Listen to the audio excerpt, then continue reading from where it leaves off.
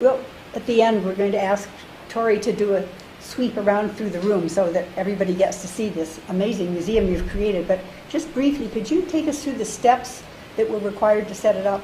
I know, for instance, you've had a number of grants. How did you proceed to make this happen? Well, the entire project was initiated, well, in the beginning was initiated in 1992 by the Trinidad-Las County Hispanic Chamber of Commerce. That was the Southern Colorado Coal Miners Memorial that's outdoors. That came about through their efforts, of which I was part of their board, and that board decided that that was something we could bring to the community and to offer something to the town, whereby it would recognize the history of this town.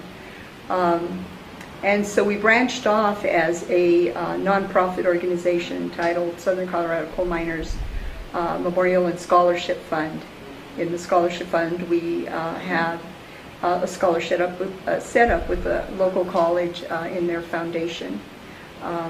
We also give scholarships that are smaller scholarships, but nevertheless award those to local students in the rural area and the city area.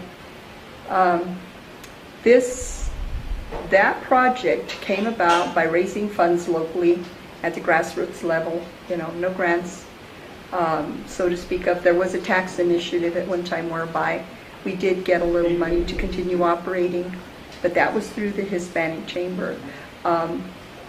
Each of the pieces came together. The canary, which is part of the coal mining history, the mules, which are part of the coal mining history, and Tommy Hay, who was here this morning, is an initial donor for those. He wanted to see the mules here, and so we got them here and donated one more mule to make it sort of a family look. And so we did that, and in 2013 was when this building became available. Nobody was in it. It was trashed. We tried to find out, what would it take to at least inquire about this building. We found out from the city that, who to contact. So we started with the mine workers. We started initiating the process to see if we could get the building. And the woman said, who's the owner of the building, she and her estate, that if we took it as is, no strings attached, she would donate it to our nonprofit. And so the coal miners, with Mike and all the guys, they started cleaning up the building. Is that the union, the miners' union you're talking about? Yeah, they're all retired now, and so they started the work that it took to facilitate this museum. Of course, the portraits were purchased by the city and donated to the museum. The black and white photos were donated by the Colorado State Historical Society. And then the students of Denver University unearthed all the artifacts here and cataloged them and donated them here. And then now we have publications that were written by a local writer. He donated those here so that we can generate some more funds for the building.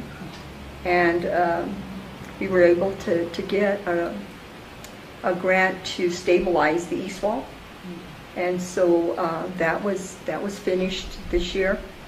And what we'd like to see on there is a mural, the length and width of that wall that depicts the entire history of Trinidad with coal mining, with ranching, farming, wildlife, the forests, the lakes that we have here, just the beautiful scenery overall, the Highway of Legends, the scenic Highway of Legends, and that's in the making, and our signage, as well as we would like to coordinate and make a sort of little theater back towards the area near the Chronicle News, where it would be a little theater or something where people could come and perform or sing, and just make it more attractive to the town and utilize the entire area.